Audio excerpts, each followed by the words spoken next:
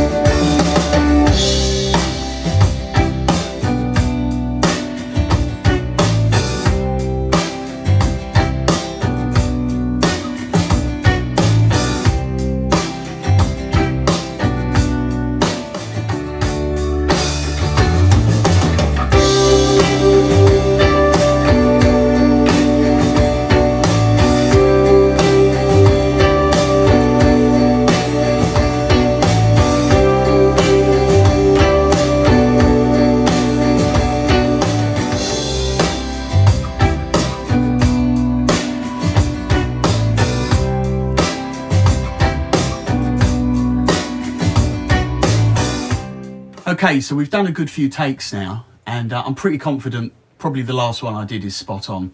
But let's have a look at it on the computer and see if there's any editing or anything else that needs doing. Come and have a look.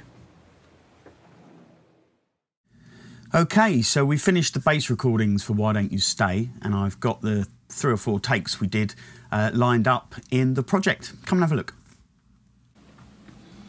Okay, so right at the top of the screen here you can see our old MIDI bass, which sounds a bit like this.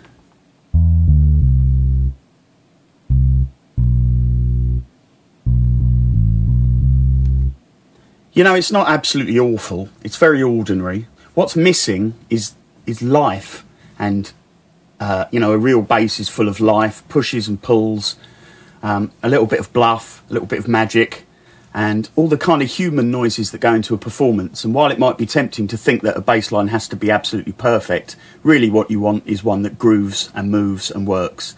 And it's very hard to get a MIDI bass to do any of that. Even if you'd used a really sophisticated virtual bass, software such as Trilogy and Massive all have amazing multi-sample bass sample sets in them that will give you slides and finger noises. And you could spend all day programming a really convincing bass line, but I think a real bass player would outdo it any day in minutes. So I always go for real bass. So we can actually get rid of that now. Let's get rid of the MIDI bass. Bold move, we've done it.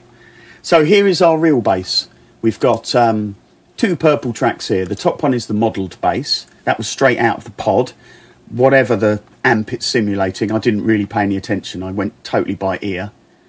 Underneath that is the DI signal, which is also straight out of the pod. And if we've done our job well, then they'll perfectly play in synchrony. And they're lined up as usual in Logic's takes.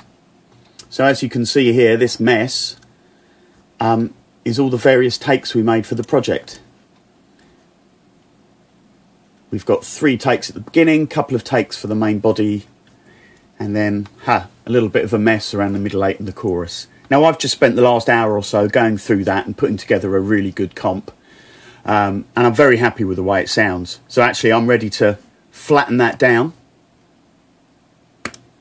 There we go, we've committed to our bass take there. Now obviously I need to spend a little bit of time editing together the edges of the edits and making sure it plays through smoothly. And I also want to bounce it down to 2 bounced in place tracks. I don't want those edits running all the time. But before I do that, I'm going to just see if there's any timing issues.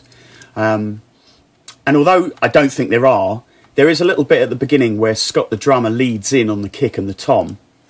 And I'm not quite in time with him as much as I'd like to be. Have a quick listen.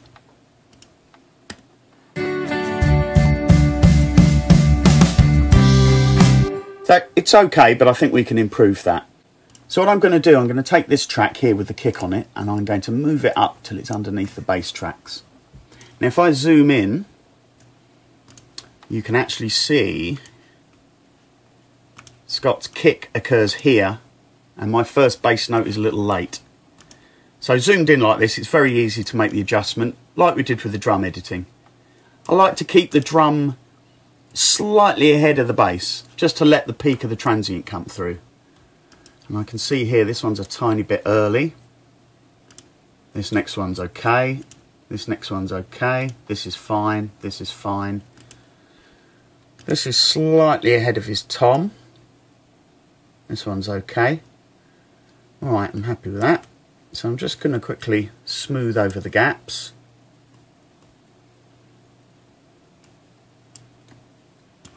And let's add a little crossfade. Right, let's have a listen and see if that intro is any tighter.